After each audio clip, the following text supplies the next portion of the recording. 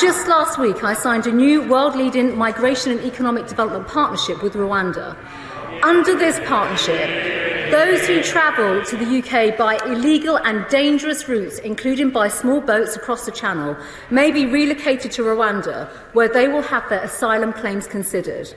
Those in need of protection will be given up to 5 years of support, including education and employment training, help with integration, accommodation, healthcare, so that they can thrive there, Mr. Speaker.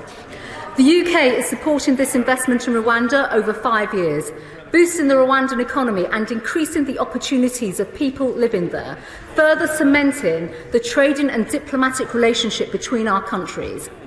Mr. Speaker, this is a bespoke international agreement reached last week with Rwanda. I came to Parliament as soon as was reasonably practical following the conclusion of that agreement. This agreement is comparable with all our domestic and international legal obligations.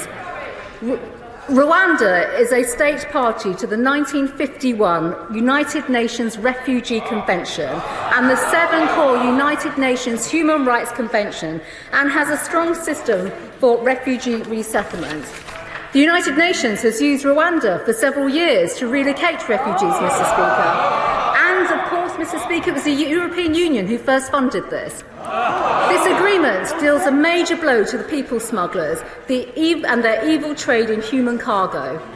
Everyone who is considered for relocation will be screened and interviewed, including an age assessment, and have access to legal services. Mr. Speaker, in relation to accounting officer advice, contrary to reports in the newspapers, the Permanent Secretary did not oppose this agreement nor assert that it is poor value for money. Rather, he stated in his role as accounting officer that the policy is regular, proper and feasible, but there is not currently sufficient evidence to demonstrate value for money. It is the job of ministers to take decisions, Mr. Speaker, and it is the job of ministers, Mr. Speaker, more often than not, to take tough decisions in the interest of our country. Existing approaches, Mr. Speaker, have failed, and there is no one single solution to tackle these problems, something that I think the benches opposite may have encountered in the past as well.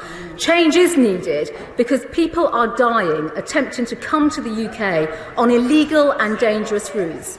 This partnership is a type of international cooperation needed to make the global immigration system fairer, keep people safe and give them opportunities to flourish. This will help break the people smugglers' business model and prevent the loss of life while ensuring protection for those who are genuinely vulnerable. This government is delivering the first comprehensive overhaul of the asylum system and this type of illegal migration in decades.